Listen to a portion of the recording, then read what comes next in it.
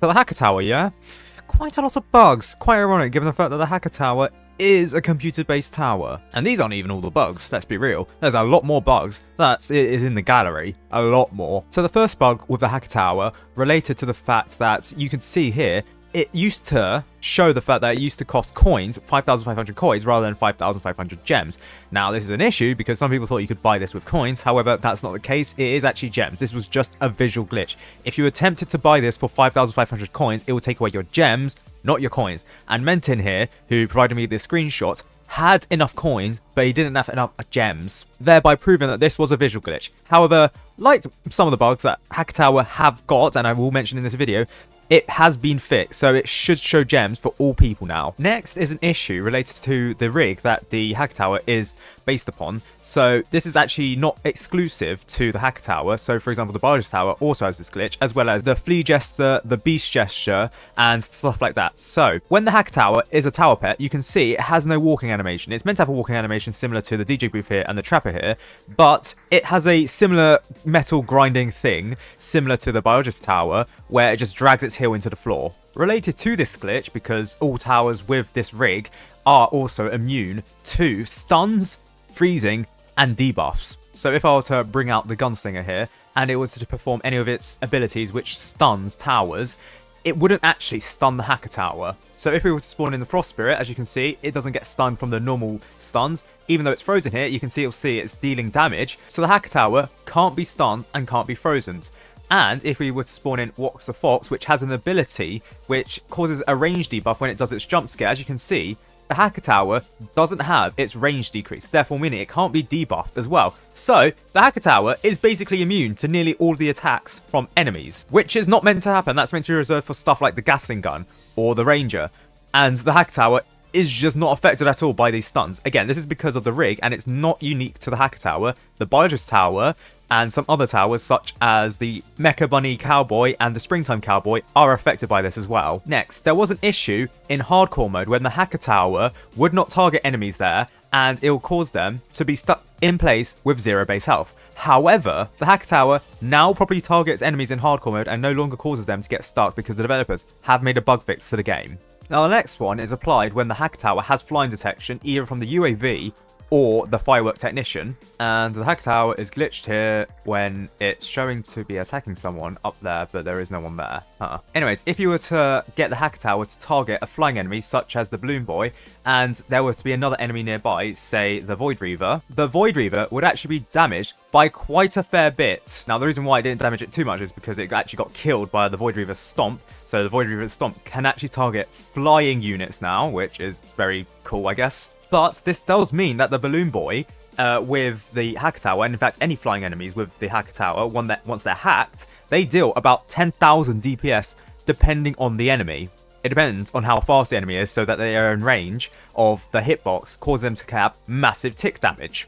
Now, when I mentioned this glitch previously, I mentioned the fact that you could probably use it on the balloon. That's not the case, because when you pop the balloon, it becomes a non-flying enemy, so the balloon itself can't cause this. The lead balloon can't either. It's really only exclusive to Pizza Party, where you can do it with the Balloon Kid, or in Fallen mode, where you have the Fallen Seprefs. Okay, so I just discovered another glitch. When the Void Reaver does its slam into the ground, it breaks the Hacker Tower. Well, at least it looks like it breaks the Hacker Tower. It still attacks the Void Reaver, but its beam is all the way over here, and I'm willing to bet if there was another enemy in range of the Hacker Tower, it now means it cannot damage them. Okay, no, it still damages them, but it doesn't visually attack them. Okay, fair enough. Okay, so it's not that bad of a glitch.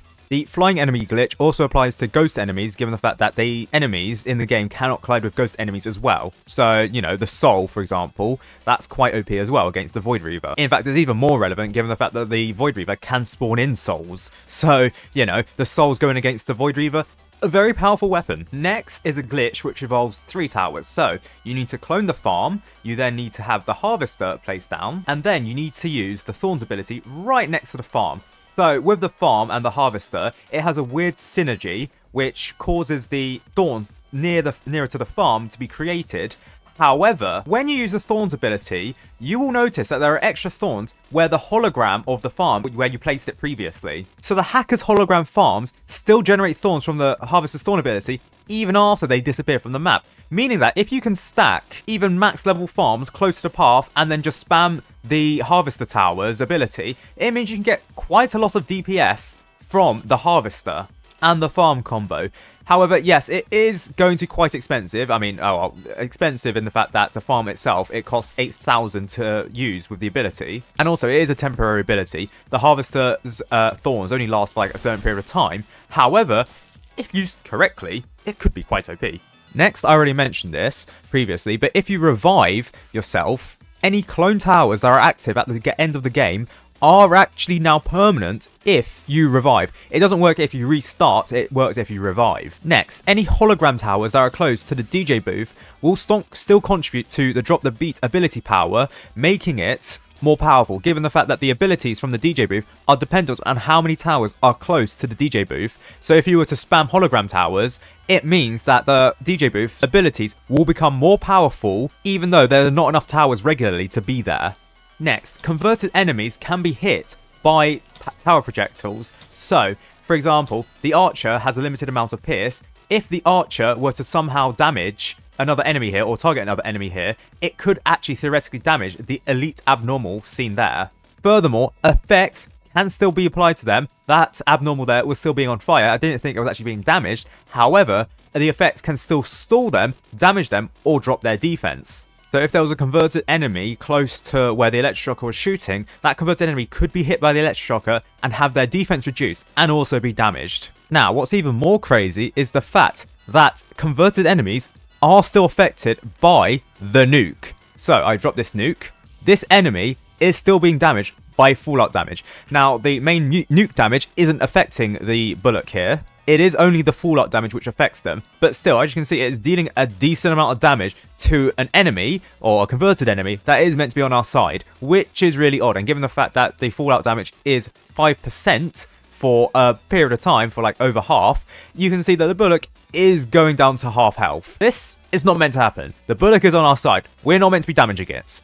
Next, there is an issue with clone towers taking up a tower placement limit. So for example, if your tower placement limit was 20 and you try and clone a tower, you would not be able to. This is despite the fact that the actual counter does not increase with clone towers. So you've got to be mindful of your tower placement limits when cloning towers as well. Next, converted enemies do not have the damage dealt indicators or contribute to the total damage counter done by the hacker tower. I don't know if this is a major glitch, given the fact that it's quite hard to attribute damage from a converted enemy over to the hacker tower, especially if there's two of them. But I think it's a glitch that's worth mentioning. Next, there's an issue when once a clone tower disappears, the ability on the left side of the screen here does not update. So, for example, that means that you can very easily use up the 6 tower slots that you have in the game, or well, now 7 because the developers are so generous. If you go over the limit of 7 abilities, it means that you will not be able to actually use the keybinds for many of those abilities. That is until you manually update it by choosing a tower with an ability, which could also include the hacker. Next, the hacker tower is actually able to damage lead-based enemies. So for example here, you can see that the lead boss is being damaged by the hacker tower, even though the hacker tower does not show the fact that it can damage lead. This is because the damage type by the hacker tower is energy, and energy by itself can damage lead. So the hacker tower can also see hidden and damage lead, which sounds like it could be a good hardcore based tower. Not flying though, I've just applied that for the purpose of this video. Next, an issue with the clone towers is that when you clone them, you can see the fact that their cost is the placement cost of the tower that they clone. So here, the Biologist Tower costs $750. You can see that's the amount of cost they have here, but the Biologist Tower max level actually costs $27,700. Now either the cost should show how much it is to clone the tower, so I believe it's about it's $24,930, or it should show the total cost for the level 4 Biologist Tower. Next, there is an issue where hackers converted enemies sometimes do not turn into holograms.